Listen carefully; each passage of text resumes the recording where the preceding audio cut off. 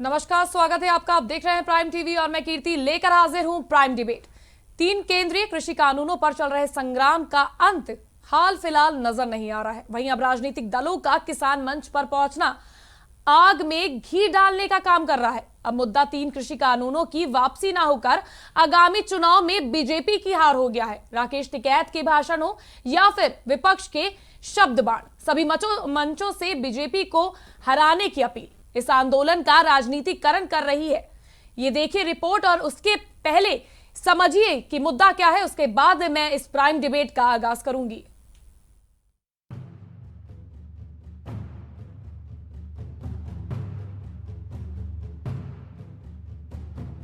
तीन केंद्रीय कृषि कानूनों के खिलाफ किसान लगातार आंदोलनरत हैं। आज किसान आंदोलन के 100 दिन पूरे हो गए हैं। वहीं अब ये आंदोलन लगातार राजनीतिक चादर ओढ़ता जा रहा है। किसानों ने कृषि कानूनों के विरोध में महापंचायत की, लेकिन इस मंच को राजनीतिक दल अपने फायदे के लिए इस्तेमाल करते नजर आ रहे हैं। कभी दिल्ली के सीएम अरविंद केजरीवाल तो कभी कांग्रेस की राष्ट्रीय महासचिव प्रियंका गांधी मंच से बीजेपी सरकार को कोसने का काम करती हैं। तो वहीं अब सपा प्रमुख अखिलेश यादव ने केंद्र और राज्य की बीजेपी सरकार पर निशाना साधा है। वहीं अपने संबोधन में अखिलेश यादव ने सीएम योगी आदित्यनाथ पर कड़े शब्द बाणों का इस्तेमाल किया है। समाजवादी पार्टी की अलीगढ़ के टप्पल में आयोजित किसान महापंचायत में सपा प्रमुख अखिलेश यादव ने केंद्र की मोदी और प्रदेश की योगी सरकार पर जमकर निशाना साधा। उन्होंने अंधेर नगरी चौपट राजा की संज्ञा देते हुए प्रदेश की कानून व्यवस्था पर सवाल उठाए। वहीं किसानों के मुद्दे पर भी लगातार संघर्षरत रहने का वादा किया। अखिलेश यादव ने कहा कि प्रदेश में प्रत्येक वर्ग परेशान है। दिन दहाड़े रेप की वारदातें हो रही हैं। अखिलेश बोले, बहुत पुरानी कहावत है, अंधेर नगरी चौपट राजा। उत्तर प्रदेश में हो रहा है कि अंधेर नगरी चौपट राजा, दिन दहाड़े दुष्कर्म और रात भर गांजा। जिसको देखना है यूपी में आजा। अखिलेश ने तीनों कृषि कानूनों को किसानों को बर्बाद करने की साजिश बताया। सपा प्रमुख ने कहा कि किसानों के आंदोलन को 100 दिन हो चुके हैं, लेकिन सरकार पर कोई असर नहीं पड़ रहा। उन्होंने किसानों से आह्वान किया कि कृषि कानून वापस न होने तक इस संघर्ष को जारी रखें। उन्होंने किसानों को भरोसा दिलाया कि उनकी इस लड़ाई में समाजवादी पार्टी भी हमेशा साथ खड़ी रहेगी। और जो हमारा उत्तर प्रदेश में हो रहा है कि अंधेर नगरी चौपट राजा, दिन दहाड़े रेप और रात भर गांजा।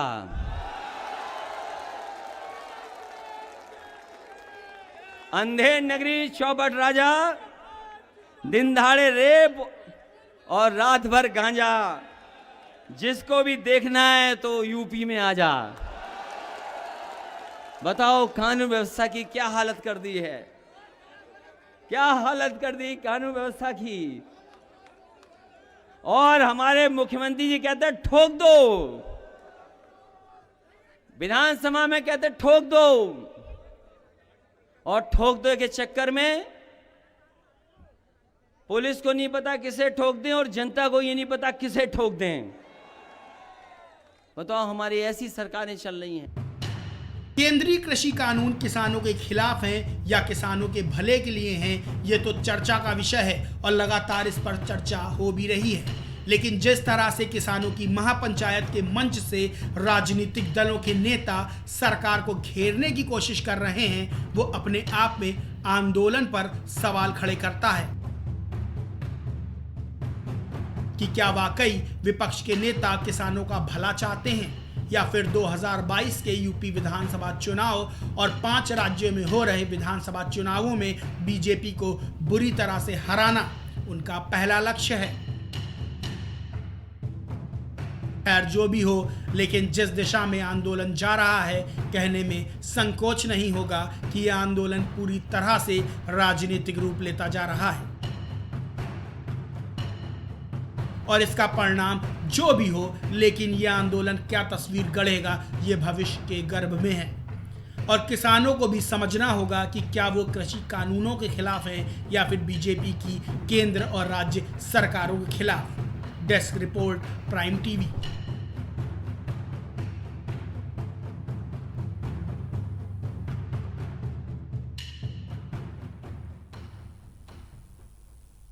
किसानों के आंदोलन को 100 दिन पूरे हो चुके हैं। अब वो दिल्ली बॉर्डर्स पर ही नहीं, यानी गाजीपुर, टिकरी, सिंगू बॉर्डर पर ही नहीं, देश के अलग अलग हिस्सों में पंचायतें की जा रही हैं, रैलियां की जा रही हैं और आरोप ये भी लग रहे हैं कि किसानों का कंधे का इस्तेमाल कर अपनी राजनीति चमकाई जा रही है। पहले प्रियंका गांधी ने किसान पंचायत का आगाज किया, फिर अरविंद केजरीवाल और अब अलीगढ़ के टप्पल से सपा प्रमुख अखिलेश यादव ने भी हुंकार भर दी है। आज का बड़ा सवाल, क्या किसानों के सहारे सियासी संजीवनी तलाश रहे राजनीतिक दल?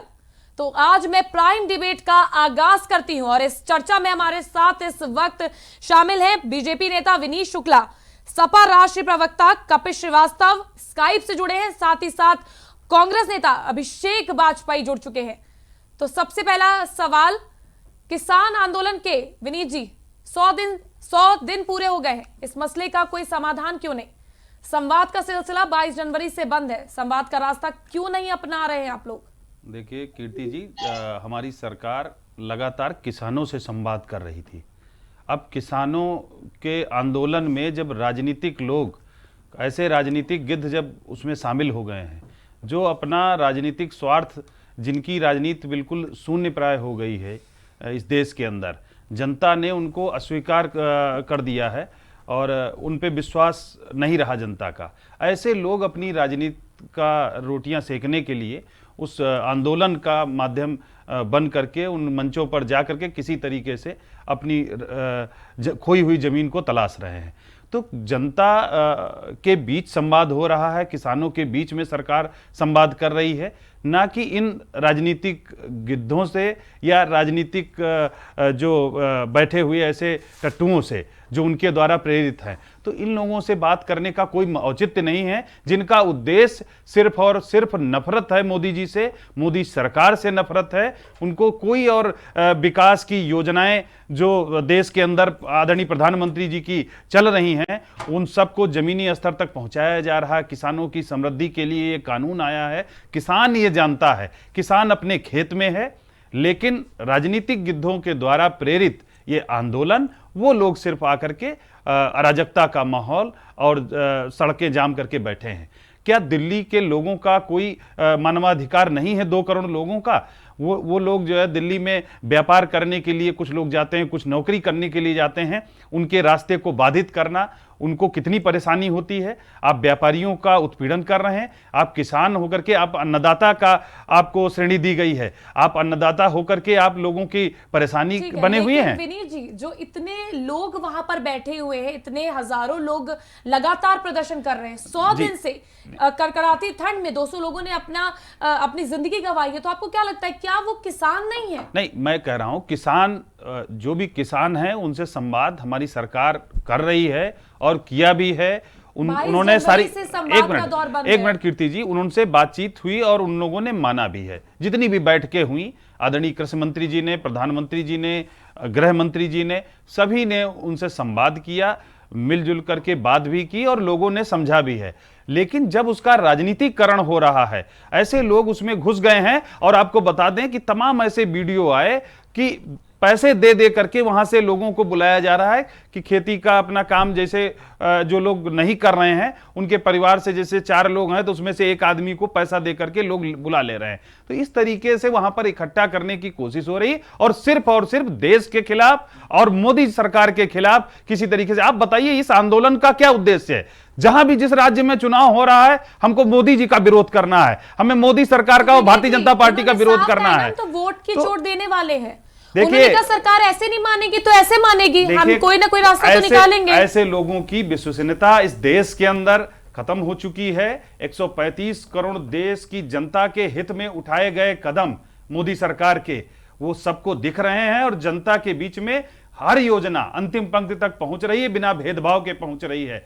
किसानों को जब मंडी की व्यवस्था कहा गया कि एपीएमसी की व्यवस्था वही रहेगी, एमएसपी जारी रहेगा, सारी चीजें जब सदन के अंदर से बोली गई तो अपने देश की धरती को बदनाम करने के लिए कांग्रेस के राष्ट्रीय महासचिव विदेश की धरती का उपयोग करते हैं। ग्रेटा और मियां खलीफा जैसे लोग इनके आइडियल बन गए। तो ऐसे लोगों से सलाह लेकर के अगर ये किसान आंदोलन चलेंगे तो फिर क्या होगा? आप बताइए। किसान आंदोलन सरकारी संस्थाओं में ईडी और इनकम टैक्स के अगर कहीं रेड पड़ती है तो उसमें भी किसान आंदोलन उसमें बात कर रहा है। तो आप ये बताइए किस दिशा में ये आंदोलन जा रहा है? सिर्फ और सिर्फ देश को गुमराह करने की ये लोग बात करते हैं और उन राजनीतिक गिद्धों के स्वार्थ के लिए ये लोग बैठे हैं।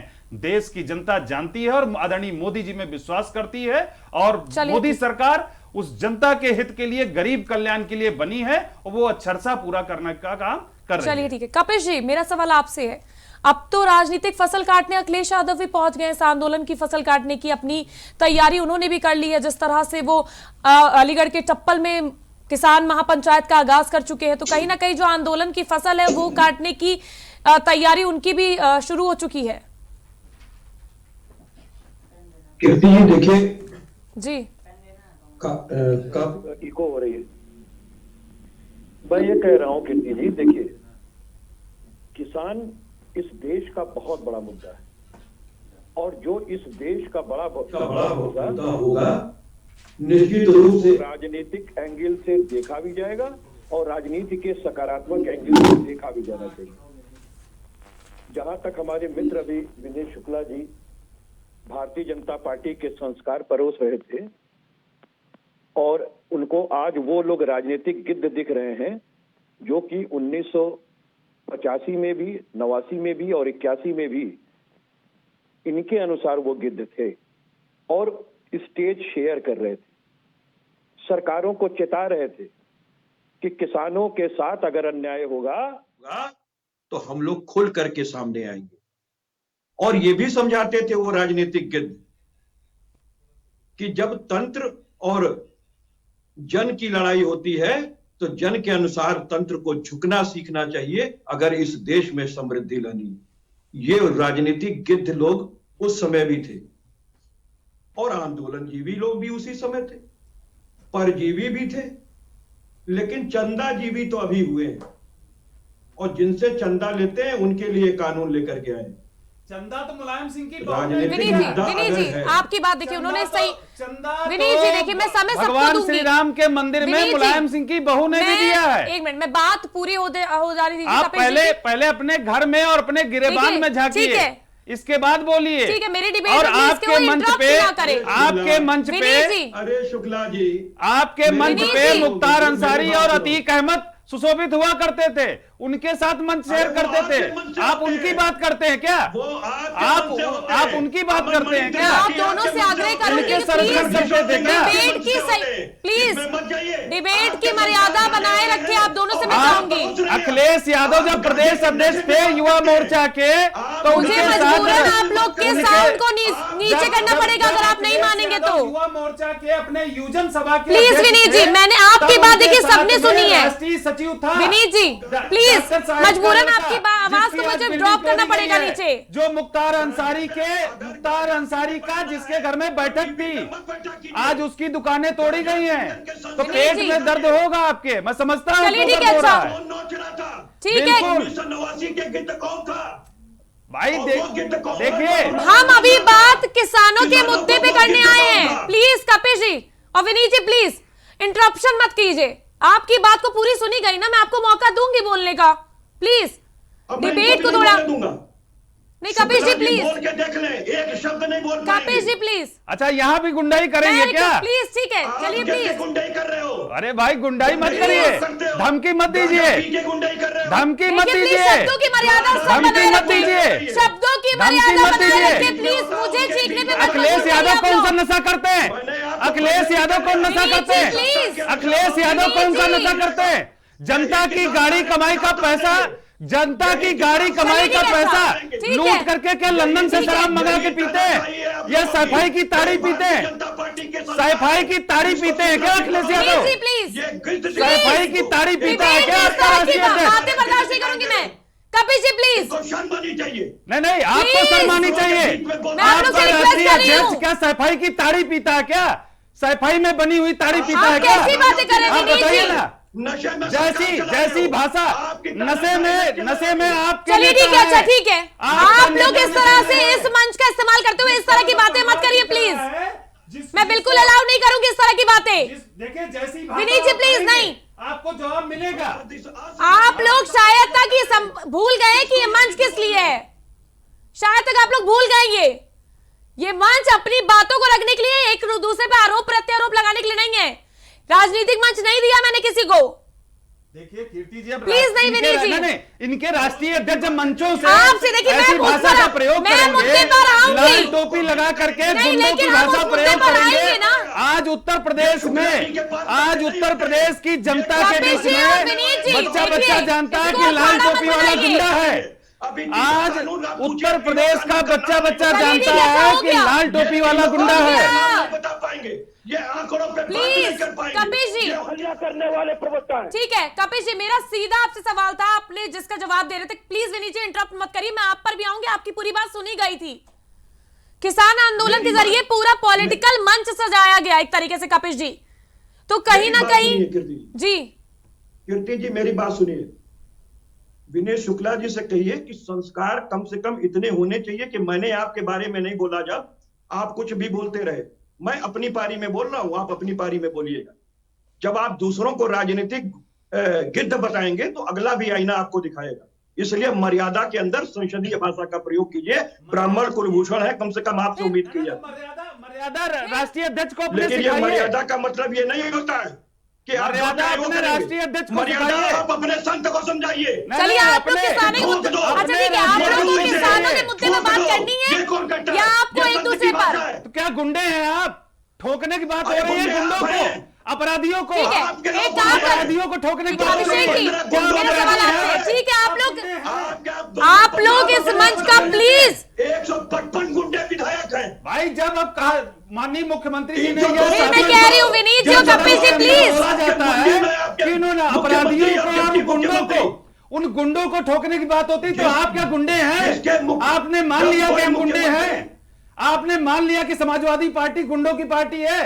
विनीत जी प्लीज शब्दों की मर्यादा बनाए रखें प्लीज मेरी डिबेट में। मैं ये सब बर्दाश्त नहीं करूंगी। जब इन्होंने कहा मैं नहीं मुद्दे से भटक के अगर बात होगी तो बिल्कुल मैं इस डिबेट को यहीं अंत कर दूंगी। जब आदरणीय मुख्यमंत्री जी ने ठोकने की गुंडों और अपराधियों की बात की हम है, उस पर भी आएंगे। तो क्या जब हम समाजवादी जिस पर आएंगे उस पर बात हो तो अच्छा लगेगा मुझे। समाजवादी पार्टी ये स्वीकार करती है क्या कि वो गुंडों की पार्टी है? देखिए, सुनिए मेरी बात सुनिए। 302 का मुकदमा नहीं है क्या? कपिल जी प्लीज, 307 का मुकदमा नहीं है क्या? आप लोग मुद्दे किस मुद्दे पर आए यहाँ बात करने के लिए? उस मुद्दे पर रहकर बात करें। क्या डिप्टी मुख्यमंत्री पे? देखिए मेरा सवाल है, ठीक है अभिषेक जी आपसे, ठीक है ठीक है राजनीतिक मुकदमों को राजनीतिक मुकदमे जो समाजवादी राजनीतिक होता है। अरे भाई गायत्री प्रसाद प्रजापति मुझे के ऐसा लग संरक्षक रहा है शांत कि हो आप जाइए। लोग, मुझे ऐसा लग रहा है आज ही आप लोग का चुनावी यहाँ पे संग्राम हो जाएगा, आज ही जीत का फैसला हो जाएगा और आज ही हार हो जाएगी किसी ना किसी की। ये साबित करना आप लोग को। हार जीत का फैसला नहीं करने बैठी हूं मैं। कृपया करके डिबेट का जो शालीनता होती है उसको बनाए रखिए।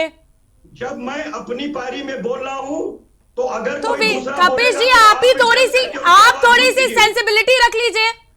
अगर आप दूसरे से उम्मीद नहीं करें, थोड़ी सी आप ही शालीनता रख लीजिए कि मैं बार बार रिक्वेस्ट कर रही हूं आप लोग से।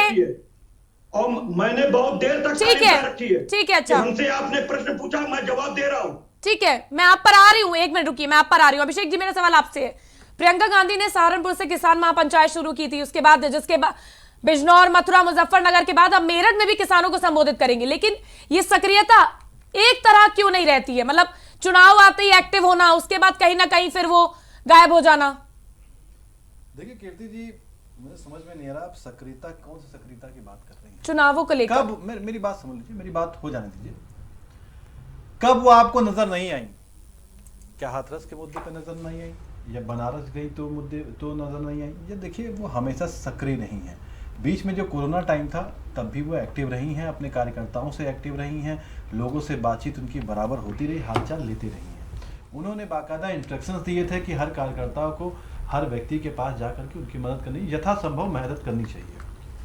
अब जो कुछ देर पहले अभी विनीत जी बोल रहे थे अवसर की बात, अवसर की बात वो होती है जब इलेक्शन का टाइम चल रहा था, आपको याद होगा, और इलेक्शन ने साफ साफ पुलवामा में जो अटैक हुआ था उसको सेना की शहादत जो हो गई थी उसमें लेकर के आने के लिए मना किया गया था। लेकिन अवसर उसे कहते हैं जब एक मंच से माननीय प्रधानमंत्री जी ने वहां से कहा था कि पुलवामा में अटैक के बारे में बात की थी, और उसके क्या कहा था कि मैं सर्जिकल स्ट्राइक करके आया हूं। आप सेना के नाम को लेकर के, सर्जिकल स्ट्राइक को लेकर के अगर आप अपने चुनावी मंच पे आते, इससे शर्मनाक बात कुछ नहीं हो सकती। अभिषेक जी, सर्जिकल स्ट्राइक वाली बात भी हम किसी दिन कर लेंगे, लेकिन आज किसान के मुद्दे पे भी आ रहा हूं। प्लीज। अभी विनीत जी ने कहा, बोल रहे थे कि किसान लोगों ने रोडें ब्लॉक कर दी। अरे आपको शर्म आनी चाहिए। आपने तो दिल्ली की सीमा को पाकिस्तान और चाइना का बॉर्डर बना दिया, कीलें लगा दी। जरूरत पड़ती तो थोड़ा और गुरेज नहीं होता, पहले भी आप चलवा चुके किसानों के ऊपर गोली, वो आप आज भी चलवा सकते थे। बड़ी बड़ी बातें करने वाले माननीय राजनाथ सिंह जी आज किसान भाइयों के पास नजर नहीं आए। कुछ देर पहले इन्होंने बोला कि प्रधानमंत्री जी ने उनसे वार्ता की। आपको ध्यान होगा कि उन्होंने कहा था एक कॉल दूर है। कितने दिन गुजर गए, आज तक एक कॉल ना हो पाई। आपकी मनसा ही खराब है, आपकी मनसा ही खराब है। वरना आपको क्या जरूरत पड़ गई थी, इतनी कौन सी इमरजेंसी आ गई थी कि कोरोना टाइम में आप इस काले कानून को लेकर के चले आए। और अगर आपने बिल पढ़ा होता तो उसमें संशोधन करने की आपको जरूरत नहीं पड़ती, छुटपुट जगह पे जरूरत पड़ती। लेकिन जब से बिल आपका बनाया आपने, तब से बराबर संशोधन की बात करते रहे कि हो जाए हम संशोधन करेंगे। आखिर संशोधन की जरूरत कहां पे पड़ गई? किसी चीज में जरूरत पड़ती, बिल्कुल ठीक है, मान लिया मैंने आपकी बात। भंडारण पे आपने इकलौते अडानी एग्रो लॉजिस्टिक लिमिटेड को आपने कैसे 30 साल का एग्रीमेंट कर लिया? कैसे आपने बिना वार्ता के आपने कैसे भंडारण पे आपने कितने पैसे के हिसाब से आप उसको रॉयल्टी देने जा रहे हैं? क्यों नहीं आप लोग ने क्लॉज दिखाए? फिर सरकार ने तो मांग की थी कि आप आइए, हमें संसद में क्लॉज बताइए, क्या दिक्कतें हैं उसमें। हम सरकार तानाशाही पे है। एक ड्रॉबैक सिर्फ है विपक्ष के पास कि वो संसद में अपने बहुमत पे नहीं है, विपक्ष के पास बहुमत नहीं है, इसी वजह से उसने तानाशाही की है। और आपको एक बात याद दिला दूं, ये भारतीय जनता पार्टी आज मेरी बात खत्म, जब सदन में रहना होता तो रहते नहीं है। जी जी, आपको याद दिला दूं कि एक अंग्रेजों का उस समय कानून बना था जिस समय किसान भाइयों ने आंदोलन किया था, और किसान भाइयों के वजह से उनको मजबूर होना पड़ा कि अंग्रेजों को कि उन्होंने अपना काला कानून वापस लिया, और यही सरकार करेगी। नहीं, लेकिन अभिषेक जी जिस तरह से आप कह रहे हैं, विपक्ष को मजबूत तो होना पड़ता है ना। ये तो सरकार हमेशा से आरोप लगाती रही है कि विपक्ष ही मजबूत नहीं है। विपक्ष मजबूत है तो विपक्ष क्यों नहीं मजबूत होता है? मुद्दों को इतनी दृढ़ता से क्यों नहीं रखता है? हम तो मुद्दों की राजनीति करते हैं।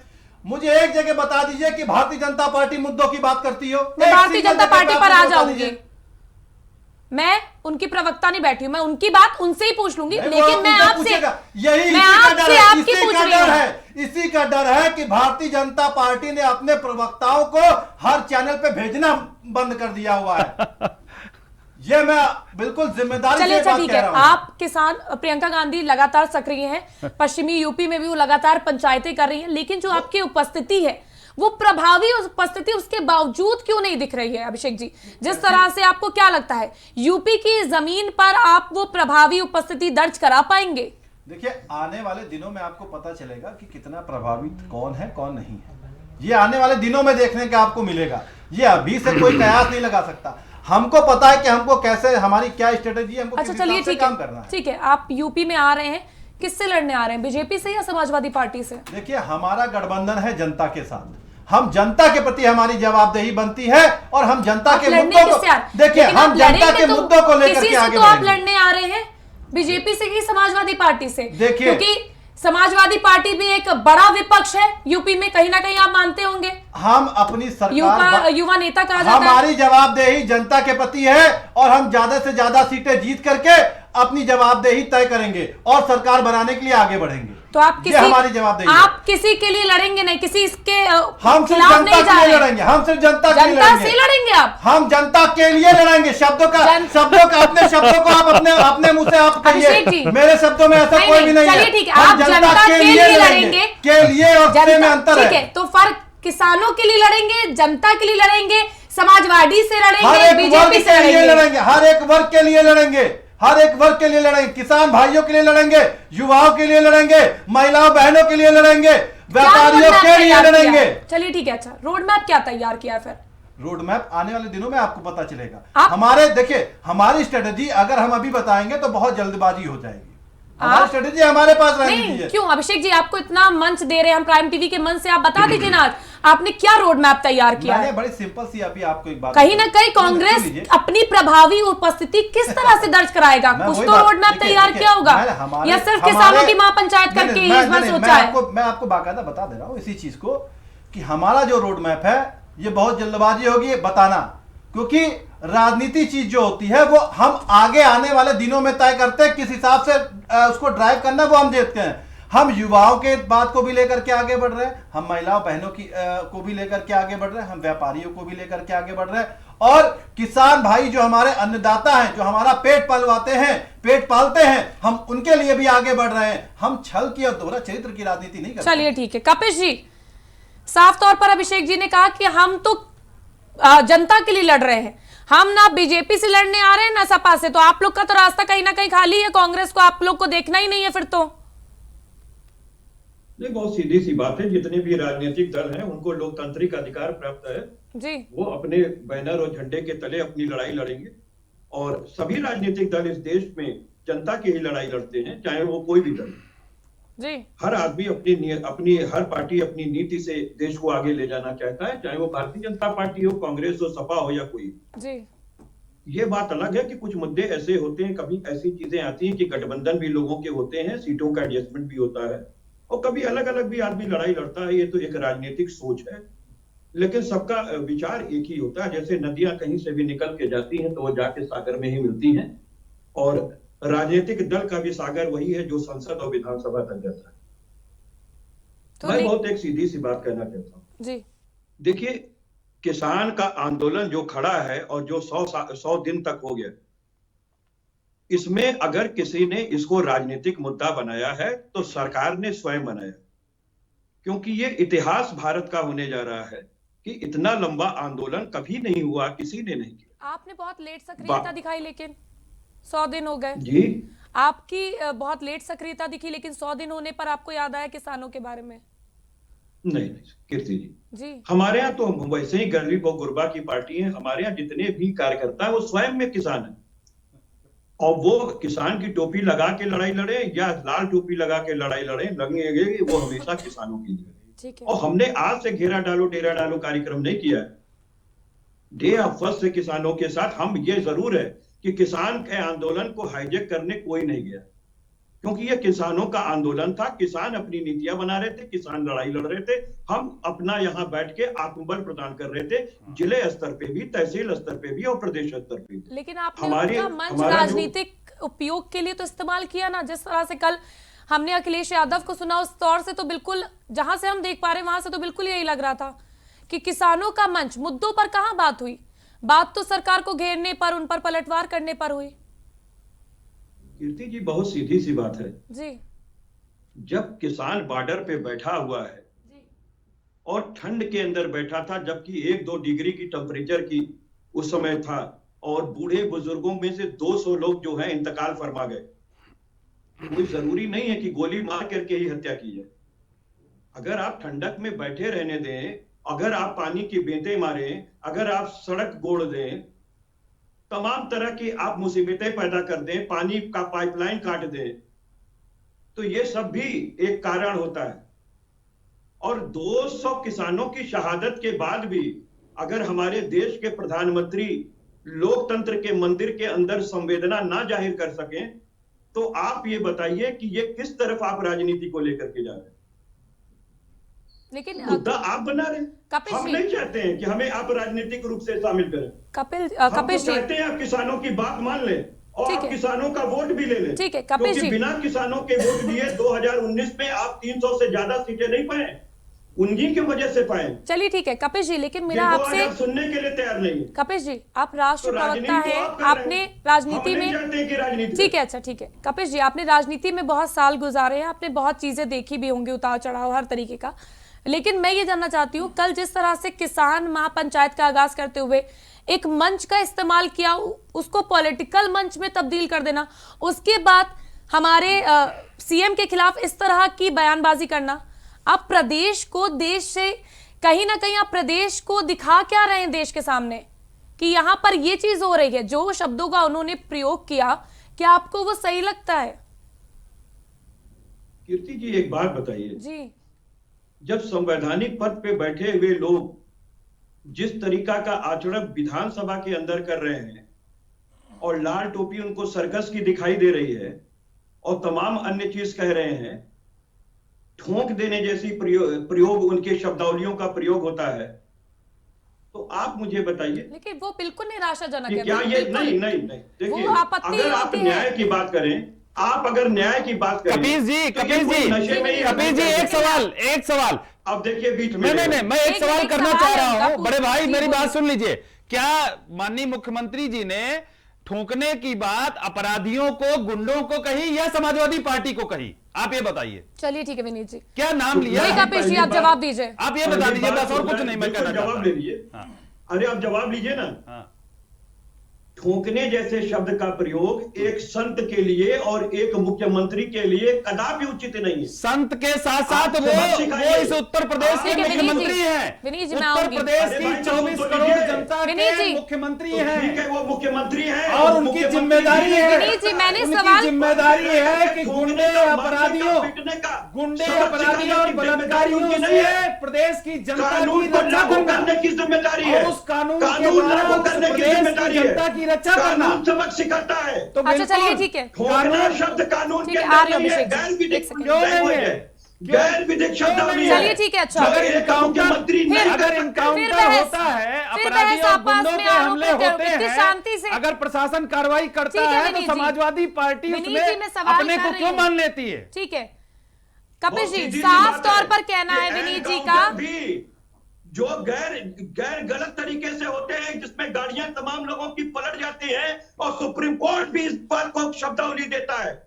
फिर भी अगर भारतीय जनता पार्टी को ये सारी चीजें संसदीय लग रही हैं, तो आपके संस्कार और आपकी शब्दावली आपको मुबारक। चलिए ठीक है, लेकिन अभिषेक मैं जी। एक बात कहना चाहूंगा, देखिए एक जी कपिल संत जी, और मैं एक आ रही मुख्यमंत्री हूँ, जो ठीक है, कि मैं आती हूँ आप पर, विधानसभा के मैं अंदर आप पर आती विधानसभा हूँ के मंदिर में कपिल बैठे जी। हैं, उनकी शब्दावली कानून की परिधि में होनी चाहिए। चलिए ठीक है, देखिए सबकी अपराधियों और शब्दावली- गुंडों में, ठीक है विनीत जी, अपराधियों और गुंडों में भय होना चाहिए। आपने एक प्रश्न ये किया। सरकार का वो और शब्द शासन ठीक का है, ठीक इकबाल है, होना ठीक चाहिए। है, वो देखिए, कानून और से वो मेरा है। मानना ये है वो कि शब्दावली इतने बड़े मन से, इसलिए चाहे वो समाजवादी कोई भी हो, पार्टी का विचलित है। सबको अपनी मर्यादा का ध्यान रखना चाहिए। कहीं न कहीं उन गुंडों के देखिए पीछे मेरा है। मानना सिर्फ ये है कि एक दूसरे पर आरोप प्रत्यारोप से अच्छा है कि आप सबको शब्दों की मर्यादा रखनी चाहिए, क्योंकि आप सब कहीं ना कहीं प्रदेश को प्रेजेंट करने वाले बड़े नेता हैं। आप देश के सामने अपने प्रदेश को किस तरह से रख रहे देखिए, हैं वो भी आपको जी, सोचना जब मैं चाहिए। बात कहता हूं, जब मैं बीच में जब मैं आपकी बातों को जवाब देता हूं तो मेरे विनीत भाई टपक जाते हैं। मेरी जब आपसे बात चल रही है, काइंडली इनसे रिस्पेक्ट मैं देखिए- इनको देता हूं क्योंकि ब्राह्मण शिरोमणि है। मैं इनसे कहता हूं कि विनोद भाई, चलिए विनीत ठीक है, भाई, अच्छा। कम से कम इतनी देर से अभिषेक जी कुछ बोलना चाह रहे हैं, ठीक है कपिल जी, भाई, मैं जरा 2 मिनट एक अभिषेक जी की भी सुन लूं, वो भी कुछ बोलना चाह रहे हैं। जी अभिषेक जी बोलिए। आप ये एक भी बात कह शिरोमणि रहे थे। वही हैं। कीर्ति हाँ, जी वो अभी भी आप मेरे लिए ब्राह्मण शिरोमणि। देखिए ठीक, ठीक। कीर्ति जी अभी आप एक बात कह रही थी कि प्रदेश को देश में क्या दिखा रहे हैं, तो ये भारतीय जनता पार्टी को तब सोचना चाहिए था जिस समय उन्होंने एक ऐसा मुख्यमंत्री दिया जिसके ऊपर आपराधिक मुकदमे दर्ज थे। तब ये प्रश्न अगर आप करती तो बहुत अच्छा लगता। वो मुख्यमंत्री क्या कहीं शोभा देता है? देश विदेश में ये शोभा देता है कि एक ऐसे प्रदेश का, सबसे बड़े प्रदेश का मालिक जो मुखिया बना करके बैठा दिया गया, जिसके ऊपर एक नहीं कईयों आपराधिक मुकदमे दर्ज हैं। ये सोचने वाली बात है। और आपके पास क्या चेहरे नहीं बचे थे? आपके पास क्या चेहरे नहीं बचे थे? जब चुनाव आता है तो आप एक चेहरा लेकर क्या दे, मोदी जी मोदी जी। आपके पास इसका मतलब कोई दूसरा चेहरा नहीं है। आपके पास आपके काम गिनाने के लिए कोई चीज नहीं है। आप दूसरे को लेकर के आते हो कि आप दूसरे को लेकर के क्या आते हो कि उसके कामों को गिनाते हो, नए नाम को लेकर के आते हो, तब गिनाते हो आप उसको। अभिषेक जी अच्छा आप ही चेहरा बता दीजिए, 2022 के विधानसभा चुनाव में किसका चेहरा लेकर आप आएंगे? मैं तो खुले मन से कहता हूँ और हमेशा कहता आया हूँ, माननीय प्रियंका गांधी जी की अगुवाई में और माननीय अजय कुमार लल्लू जी की अगुवाई में हम उत्तर प्रदेश का चुनाव जीतने जा रहे हैं। यूएमसीएम का चेहरा मतलब मान ले कि प्रियंका गांधी होने वाली है। बिल्कुल, आप आगे आने दिनों में देखेंगे। मैं बड़ी जिम्मेदारी के साथ कह रहा हूँ, मैं बड़ी जिम्मेदारी के साथ कह रहा हूँ। जी ने बोली है, मैं बिल्कुल बोल रहा हूँ, माननीय प्रियंका गांधी जी की अगुवाई में और माननीय अजय कुमार लल्लू जी की अगुवाई में हम 2022 का चुनाव जीतने जा रहे हैं। तो प्राइम टीवी के माध्यम से हम बड़ी खबर इस समय आपको बता दें कि अभिषेक जी ने ये ऐलान किया कहीं ना कहीं कि सीएम का चेहरा आगामी चुनाव में 2022 के विधानसभा चुनाव में प्रियंका आने वाले दिनों में का चेहरा आपको पता चल जाएगा कि माननीय प्रियंका गांधी जी की अगुवाई में और माननीय अजय कुमार लल्लू जी की, मैंने शब्दों को मैंने बिल्कुल साफ बात कही है, माननीय प्रियंका गांधी जी की अगुवाई में और माननीय अजय कुमार लल्लू जी की अगुवाई में हम 2022 का चुनाव जीतने जा रहे हैं। हम ये बिल्कुल चुनाव जीतने नहीं, मैंने कीर्ति जी आगे आने वाले दिनों में आपको दिख जाएगा। आगे आने वाले अरे मैंने अपनी बात को वापस से दोहराया, 3 बार दोहराया मैंने अपनी बातों को, मैंने 3 बार दोहराया, मैंने 3 बार दोहराया अपनी बात नहीं। चलिए कोई बात, मैंने 3 बार दोहराया अपनी बात। ठीक है जी। विनीत जी, क्या सरकार किसानों का मुद्दा हल करने के बजाय अब नैरेटिव को अपने ओर करने की कोशिश कर रही है? कहीं ना कहीं ये हो गया है। देखिए कीर्ति जी, किसानों का मुद्दा हो, जवानों का हो या आम आदमी का हो, सभी मुद्दों पर भारतीय जनता पार्टी की सरकार बराबर काम कर रही है और सभी मुद्दों को हल भी कर रही है। लेकिन जो मन बना के बैठे हैं कि सिर्फ मोदी सरकार का विरोध ही करना है, देश में एक वर्ग इस तरीके का तैयार हुआ है। दूसरी बात, इन्होंने कहा कि उत्तर प्रदेश में प्रियंका जी के चेहरे पर हम चुनाव लड़ेंगे, लेकिन उनके भाई तो चुनाव दूसरे चेहरे पर लड़ रहे हैं। वो तो चुनाव लड़ रहे हैं ग्रेटा, मियां खलीफा और इन लोगों के चेहरे पर लड़ रहे हैं चुनाव। नहीं, मैं बिल्कुल मैं कह रहा हूं ना, किसानों का ही मुद्दा है। किसानों की बात इस देश में करने के लिए। विनीत जी, मेरी एक बात समझिए। कीर्ति जी, अभिषेक जी जवाब देने का मौका, बिल्कुल आ रही है, जवाब देने का मौका। बिल्कुल मैं आपको बिल्कुल मौका दूंगी जवाब देने का, निश्चिंत रहिए। विनीत जी एक बात बताइए, आपकी सरकार है, वार्ता के बिना मुझे तो नहीं लगता कि हल निकलता है। जब तक आप किसी से सामने बैठकर संवाद नहीं करते हैं, हल नहीं निकलता है। और मनाने का जिम्मेदारी आपकी है, मनाने की। देखिए, किसानों को मनाया जा सकता है, ऐलान कर दिया कि मैं क्या कह रहा हूं, तो मेरी बात सुनिए कीर्ति जी, मेरी बात सुनिए जी। सुनिए, किसानों को मनाया जाता है, अन्नदाता को मनाया जाता है। जो अन्नदाता है, एक मिनट, उपद्रवियों को नहीं मनाया जाता, उपद्रवियों को नहीं मनाया जाता। नहीं, मेरी बात पूरी होने दीजिए, इसके बाद आप बोलिएगा। विनीत जी, नहीं, गलत बयानबाजी नहीं। कीर्ति जी, अन्नदाता ही है जो इतने दिनों से, 100 दिनों से कोई लोग अरे भाई, पूरी बात तो सुनिए, पूरी बात सुनिए मेरी। जो 26 जनवरी के दिन वहां पहुंच गए, जिन्होंने तिरंगे को हटा करके दूसरे झंडे को फहराने की कोशिश की और ट्रैक्टर से जवानों के ऊपर हमले किए गए, ट्रैक्टर से जवानों के ऊपर हमले किए गए, उसी किसान का बेटा जवान होता है। क्या किसान अपने बेटे के ऊपर ट्रैक्टर चढ़ाएगा? क्या किसान अपने बेटे के ऊपर तलवार चलाएगा? क्या वो उपद्रवी नहीं है? क्या वो किसान थे? क्या वो किसान है? क्या वो किसान है? क्या मैं यही कह रही हूँ, किसानों का मुद्दा हल करने के बजाय आप नैरेटिव को अपने ओर करने की कोशिश कर रहे हैं। सिर्फ आप जो हो गया उन कहानियों को उठाते हुए आप आगे बढ़ने की कोशिश कर रहे हैं। कीर्ति जी, हम अन्नदाता से बात कर रहे हैं, हमारी वार्ता अन्नदाता से होती और इनके अपने विधायक। देखिए कीर्ति जी, अगर बीच में टोकेंगे तो ये ठीक नहीं है। आप मेरी पूरी बात, 3 टर्म आपने उनसे बात की है। नहीं कीर्ति जी, आपने 3 टर्म उनसे बात की और अगर हमसे जवाब नहीं लेंगे, नहीं पहले जवाब लेने दीजिए, इसके बाद आप बोल लीजिएगा। मेरा बात पूरी हो जाने दीजिए। ठीक, मैं ये कहता हूँ, आप दबा दीजिए, हम विपक्ष को दबा लीजिए भाई, यहाँ पे भी नहीं, विपक्ष मजबूत हो गया। अरे भाई, वो दबाने की जरूरत नहीं। जब सदन के अंदर, एक मिनट, सदन के अंदर जब चर्चा होनी होती है, लेकिन बाहर मजबूत हो। एक मिनट, सदन के अंदर जब चर्चा होनी होती है तो राहुल गांधी को नानी याद आ जाती है। जब सदन के अंदर, कपिल जी की साइड से भी आया, लेकिन मैं उनको ही मौका दूंगी। अरे भाई, मैंने आपको प्रश्न करने का मौका दिया था। 1 मिनट में कपिल जी की भी सुन लूं। जी कपिल जी, क्या है आपका प्रश्न।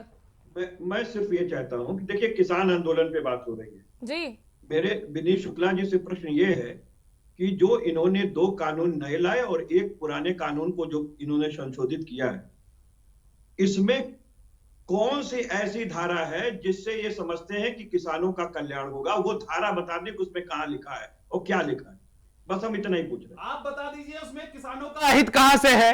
जिस कानून को आप काला कहते हैं उसमें काला क्या है? और किसानों से जो भी ये कानून आया है उसमें किसी को जबरदस्ती उसमें कॉन्ट्रैक्ट फार्मिंग या जिसका जो आप जिक्र सारे विनीत लोग जी, कर लेकिन रहे आप हैं, जिसके लिए कानून नहीं, लेके आए वही खुश नहीं है, बताइए। किसान खुश है, किसान खुश है हमारे जो प्रश्न उसमें का उत्तर नहीं मिला। देखिए जो आंदोलन जीवी जो उसमें जुटे हुए हैं, जिनका हमारे अपना प्रश्न देखिए का उत्तर राजनीतिक आपने स्वार्थ नहीं दिया। सिद्ध करना है, ऐसे लोगों को नहीं समझाया जा सकता, राजनीतिक स्वार्थ ऐसे लोगों को नहीं समझाया जा सकता।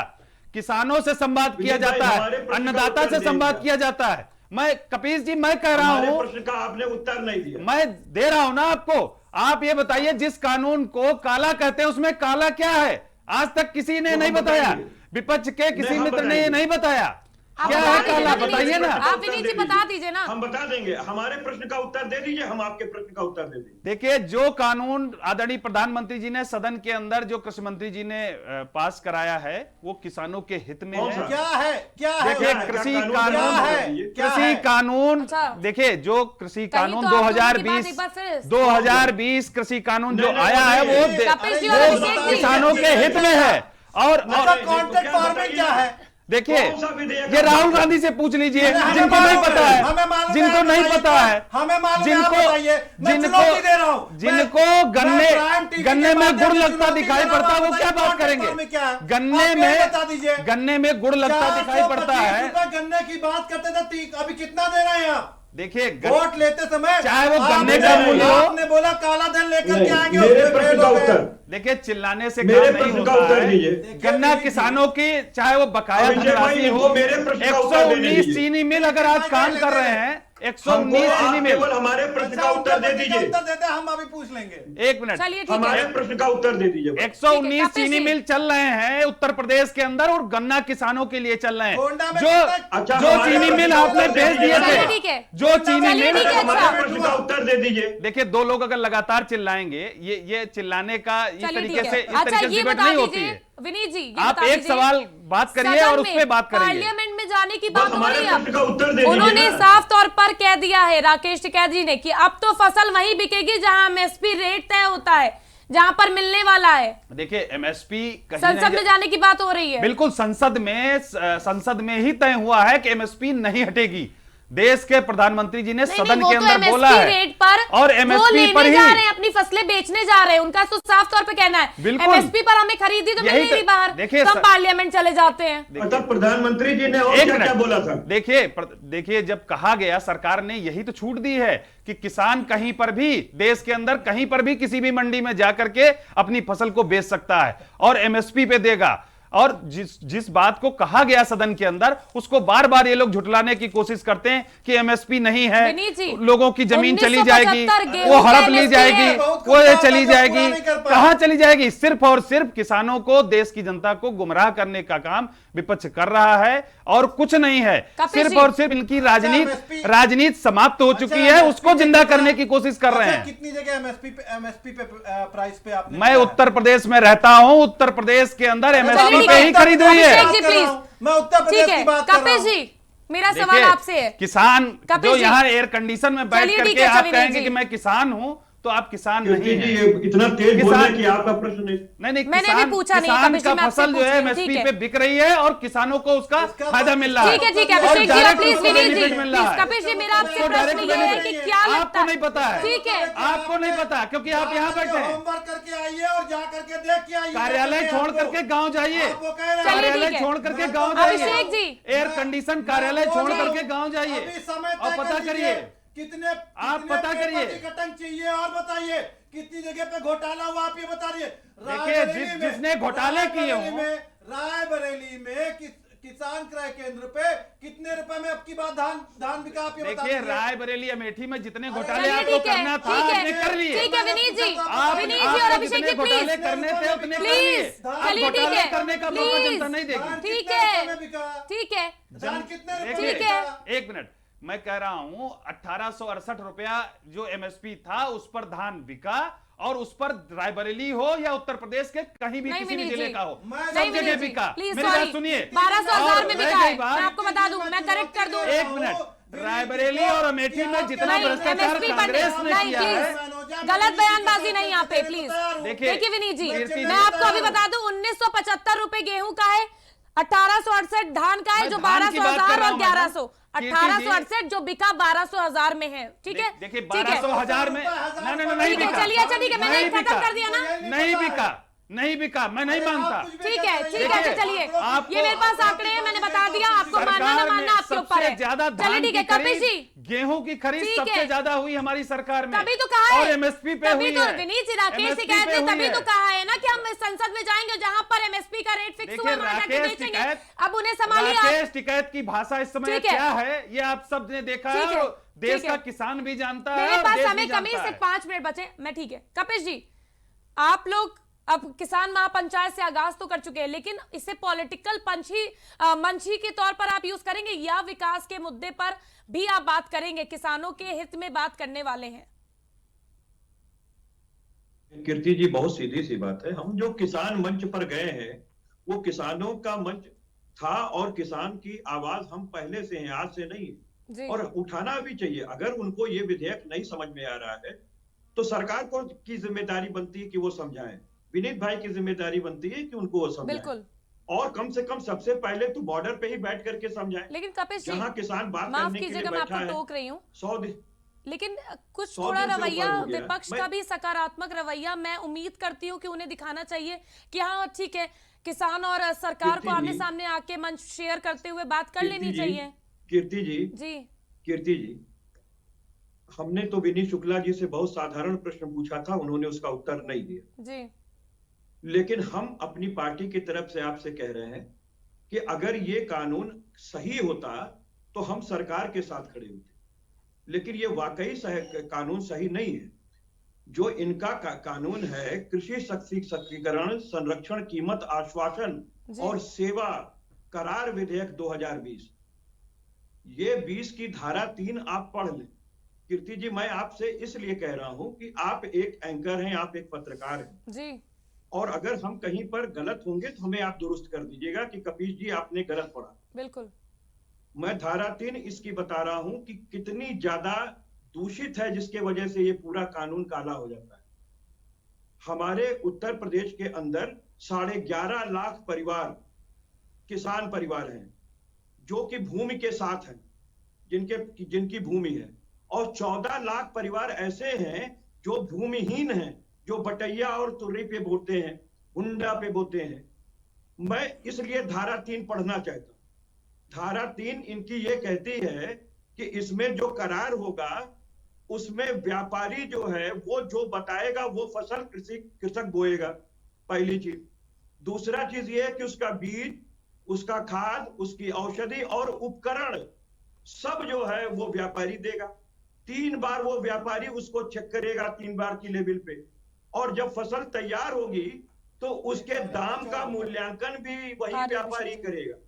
तो ये तो एक तरफा शर्तें हो गई ना, नहीं तो कॉन्ट्रैक्ट तो ठीक दो लोगों के है, बीच कपिल में जी होता लीजिए, है। विनीत जी और दोनों क्लॉज भी बता दिए, विनीत जी को क्लॉज भी बता दिए आपको, तो अब तो ये है, देखिए, इसमें देखिए, एक एक करके बोलेंगे तो समझ में आएगा। वो तो बदवा मजदूर होगा ही, लेकिन जो भूमिहीन किसान होगा, ठीक है, एक एक करके बोलेंगे तो समझ में आएगा, अगर आप लोग एक साथ बोलेंगे तो कुछ समझ में नहीं आता है। वो तो फांसी का फंदा लगा लेंगे। अरे फांसी का फंदा, देखिए फांसी का फंदा तो 2017 से पहले आपने लगाया था, जब यूरिया के लिए लोगों पर लाठियां चलवाते थे। आप देखिए विनीत जी, किसानों के आप लोगों ने क्लॉज पूछे। 36,000 विनीत जी देखिए, सुनिए, एक 36,000 मिनट, करोड़ कपिल जी, एक मिनट, सरकार की कपिल जी, एक मिनट, कपिल जी, विनीत जी, 36,000 रुपया पहली कैबिनेट में किसानों का कर्जा माफ किया गया। मेरी बात तो सुनिए। आपके समय का भी बकाया गन्ना किसानों का हमारी सरकार ने अदा किया। कितना? लीजिए कीर्ति जी, ठीक है कपिल जी, ये मेरी नहीं बात सुनाएंगे सुनिए। आपको। ठीक है, एक मैं मिनट मेरी सुन सुनाता हूं लीजिए, आपको, मेरी सुन क्योंकि लीजिए। मुझे कंठस्थ है ये ठीक है, कानून। बिल्कुल, हम लोग बिल्कुल। अप्लाई करते हैं। मैं बिल्कुल, बिल्कुल कपिल जी बिल्कुल को पता ने कितना आपको कंठस्थ है। विनीत जी और देखिए ये साहब, कंठस्थ जरा और अखिलेश इसलिए यादव मैं को भी बता रहा समझाइए। देखिए, अखिलेश यादव को विनीत भी जी, समझाइए। अभी आप ये लोग कह रहे कंठस्थ जो है थे, उनको सुनाइएगा। ठीक है, ठीक है, मुद्दे पर आ जाए वापस। विनीत जी, अभी देखिए, आप लोग कह रहे समाजवादी थे पार्टी के क्लॉज मन में ही बता दो। काला है। अभी आप लोग कह रहे थे समाजवादी क्लॉज पार्टी बता का दो, मन ही काला अब है। उन्होंने क्लॉज बता दिया। इसीलिए विनीत जी, इसीलिए सुन लीजिए ना प्लीज। नौटंकी से कोई देखिए अभी आप तक बोल रहे थे क्लॉज बता दीजिए, अब उन्होंने क्लॉज बता तो दिया आपको। 2017 से पहले की नौटंकी आपकी सबने देखी है। जब सफाई में नाच गाने में आपने गन्ना किसानों का पैसा देखिए विनीत जी, मेरी बात लुटा समझिए। दिया, विनीत जी, लुटा दिया। कपिल जी एक उस मिनट पैसे को प्लीज। क्या आप कहेंगे? विनीत जी मेरी बात समझिए। उस पैसे को भी हमने अदा किया। उन गन्ना गन्ना किसानों का पैसा हमारी सरकार ने अदा किया। आज भी बकाया है, उनका बकाया उनको दिया गया। चलिए ठीक है। उनको दिया गया जो पैसा आपने सफाई के नाच गाने में लुटाया था। मेरे पास समय की कमी है, मैं सबसे एक एक लास्ट। ठीक है, ठीक है, ठीक है, प्लीज विनीत जी देखिए। ठीक है कपिल जी, मैं आ रही हूँ, मैं आती हूँ, एक मिनट, मेरे पास समय कमी है, प्लीज क्या आप लोग गन्ना थोड़ा समझने की कोशिश करिए। क्या मेरे पास समय चीनी कमी मिलों है। को बेचा नहीं गया समाजवादी विनीत जी, सरकार में? प्लीज। नहीं मुझे चीनी मत समाजवादी बोलना, सरकार क्या में बेचने की चीनी कोशिश कर रहे मिलों हैं? को आप क्या दलालों कर के रहे हैं? माध्यम सब से दिखाई नहीं पड़ रहा बेचा है। गया। देखिए जनता डिसाइड कर लेगी। दलालों के माध्यम से चीनी मिल नहीं बेचे गए क्या? विनीत जी मेरी बात सुनिए। समाजवादी और बसपा की चीनी मिल आज भी सरकार बिक में रहे हैं। चीनी मिल बेचे गए कि नहीं बेचे गए? विनीत जी चीनी मिल आज भी बिक रहे हैं। क्या स्थिति है नहीं, चीनी नहीं, मिलों की नहीं, आपको पता है? कीर्ति गन्ना जी, किसानों का भुगतान कीर्ति नहीं जी, हुआ है 14,000 करोड़। कीर्ति जी आप देखिए नहीं देखिए, गन्ना किसानों ना, का ना, अभी ना। भी भुगतान नहीं हुआ, आपको नहीं पता गलत है। बात बोलिए मत। आप 119 चीनी मिल आज कार्यरत हैं। ठीक है चल विनीत जी, रहे मेरी हैं, बात सुन लीजिए। चल रहे हैं। मेरी बात सुन और लीजिए। इस कोरोना जैसी महामारी में चला गए आप मेरी बात तो सुनिए। और सैनिटाइजर बना करके उत्तर प्रदेश के साथ अपनी साथ बात देश के को अंदर सब सीखने जगह से दिया गया। इंसान- सुनिए, ये है उत्तर प्रदेश। अगर हम इस निर्मल- तरीके से उत्तर प्रदेश आत्मनिर्भर देखिए हुआ विनीत है। जी, अगर इन आप लोगों ने तो continuous बोलते रहेंगे, उत्तर प्रदेश की तो दूसरे गाड़ी को कमाई मौका नहीं जनता मिलेगा। की इन्होंने लुटा दिया नाच गाने में। देखिए मेरी बात सुनिए, आपने पूछा इस कानून में क्लॉज क्या है, क्या खराबी है, उन्होंने आपको खराबी गिना दी। उन्होंने साफ तौर पर तथ्यों के आधार पर आपको बताया कि ये खराबी है। देखिए आप कैसे कर सकती हैं उनके तथ्य सही हैं? मैंने ये नहीं बोला कोई- उनके तथ्य कोई सही है, चैनल पर मैंने बैठ बोला कर- उन्होंने आपको नहीं, नहीं। तथ्य दिए, आप उसको देखिए, खंगालिए, उस पर एक्शन बिल्कुल। लीजिए। अरे आप झूठ मैं लाइए ना। झूठे आप झूठ देखिए, लाइए, अगर झूठे- आपके पास अच्छा, तथ्य है तो झूठे दिखाइए तथ्यों को जो झूठ और बलगलाना ठीक चाहते है, हैं देश के ठीक है, अच्छा, किसानों ठीक है। को उन्होंने और आपको जनता को, ठीक है। ऐसे लोगों के तथ्यों अभिषेक पे जी प्लीज यार, ऐसे प्लीज लोगों अभिषेक के जी तथ्यों प्लीज पे न जनता अमल प्लीज करती अभिषेक है, जी, ना ही विनीत कोई जी। करने वाला। जनता तो कर ही रही है। देखिए मुझे जनता मजबूर तो मत देख करिए रही है। चीखने पे। जनता ने मैं आप लोग इसीलिए से अमेठी आग्रह से कर रही हूँ, भगाया। प्लीज। देख रही है, जनता देख ने रही है, अमेठी से इसी इसीलिए वजह भगाया। विनीत इसी जी वजह से और अभिषेक जी, अगर आप लोग कंटिन्यूस बोलते रहें, किसी को कुछ समझ में नहीं आता है। नहीं, बिल्कुल अगर जरूरत पड़ेगी तो बिल्कुल बोलना अभिषेक जी पड़ेगा। मैंने आपको समय दिया था बोलने का, नहीं, कोई ये नहीं कह सकता मेरी डिबेट में कि उसे समय नहीं मिला है। को दे देंगी भारतीय जनता मैंने पार्टी उनको को दे समय देंगे। नहीं दिया, मैं उन पर नहीं, सारा समय आप भारतीय जनता प्रश्नों पार्टी के को दे घेरों देंगे। में कौन है? क्या मैंने आपको समय नहीं दिया? क्या मैंने उन्हें समय नहीं दिया? देखिए 3-3 बार ये लोग बोले। मेरी और बात ये सुनिए, नहीं अच्छा बता विनीत जी सकते अब हो गया। कि अमेठी और रायबरेली मेरा को सिर्फ आखिरी कितना इन क्वेश्चन लोगों आप ने सभी से भ्रष्टाचार है, एक में एक आतंक क्वेश्चन। डुबो के रखा था, इस पर कोई चर्चा ही नहीं कर सबसे अरे एक-एक आपको मिनट। शमशान का पैसा खा जाने ठीक वाले है। लोग हैं। विनीत जी शमशान के प्लीज। नाम पे पैसा खा जाने वाले अभिषेक लोग जी हैं। ठीक है, अब किसान आंदोलन किसानों की मांगे एक राजनीतिक मुख्य धारा में आ गया है। ये आपके लिए चिंता का सबब है कि नहीं है? 100 दिन हो गए किसान आंदोलन को। देखिए मैं कीर्ति जी बार बार कहता हूं, किसानों से संवाद किया जाता है और उनसे किया गया और संशोधन भी किए गए, उनकी बात भी मानी गई। लेकिन अगर इन राजनीतिक गिद्धों के द्वारा प्रेरित आंदोलन इस तरीके से सिर्फ और सिर्फ सरकार के तो आप विरोध राजहट में ही रहेंगे मतलब? सरकार के विरोध में इस तरीके के आप राजहट आंदोलन में रहेंगे मतलब? देखिए इस तरीके का आंदोलन अगर चलेगा, कपिल जी मैं आऊंगी ना, देखिए, मैं आ रही हूँ प्लीज। 200 किसानों बिल्कुल, के प्लीज। आपने border पे देखिए ठीक है। देखिए गिद्ध ठीक है, विनीत गिद्ध जी। का नाम सुनते ही गिद्ध उसमें कूद पड़े। विनीत जी। गिद्ध का नाम सुनते प्लीज ही किसी लाल के लिए टोपी कोई वाले गिद्ध उसमें कूद पर्सनल मत गए। जाइए प्लीज, पर्सनल नहीं जाने का, पर्सनल नहीं जाने की प्लीज। देखिए नहीं, गिद्ध पर्सनल का कोई नाम नहीं जाएगा सुनते किसी ही पर। समाजवादी पार्टी के लोग विनीत जी कूद गए। पर्सनल नहीं जाएगा कोई मेरी डिबेट में प्लीज। भाई जब मैं कहता हूं कि राजनीतिक गिद्ध तो ये गिद्ध अपने को व्यक्तिगत समझते बातें हैं। आप मत करिए किसी पर भी, मैं ये इस तरह की टिप्पणी बर्दाश्त नहीं करूंगी मेरी भाई डिबेट में। कपीस जी जब नहीं, अपने आप को राजनीतिक प्लीज। गिद्ध समझ लेते हैं वो नहीं, तो आप उसके- बोल रहे हैं ना, नहीं, क्यों ऐसे शब्दों का प्रयोग कर रहे हैं? तो हम आप ही को समझेंगे। भाई लाल कपिल टोपी जी, लगा करके अगर गिद्ध इस ठीक है, तरीके अच्छा से हो गया। इस तरीके से मंचों का ठीक है, इस्तेमाल अभिषेक करेंगे, जी प्लीज। 200 किसानों के शव आपने खाए हैं। उत्तर लास्ट प्रदेश की मेरे पास जनता 30 सेकंड उत्तर बचे, प्रदेश की प्लीज। जनता आज लाल टोपी वालों को गुंडा क्यों मानती है, ये आप अभिषेक बता जी, दीजिए।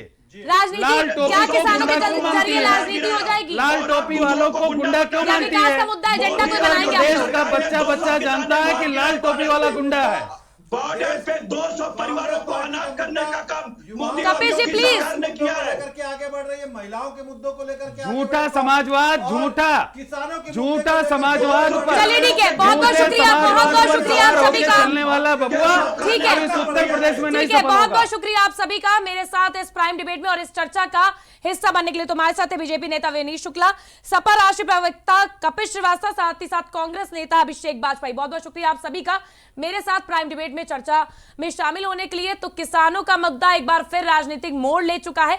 किसानों ने भी हालांकि आगाज कर दिया है कि अब चोट की वोट भाजपा सरकार को देनी है, क्योंकि ऐसे नहीं तो वैसे ही सही। लेकिन इस बार तीनों कृषि कानून वापस होंगे और एमएसपी पर कानूनी जामा पहनाया जाएगा, उनकी मांग है साफ तौर पर। वहीं एक तरफ राजहट है तो वहीं दूसरी तरफ किसान हट है। देखना अहम होगा कि ये आंदोलन और कितना आगे जाता है।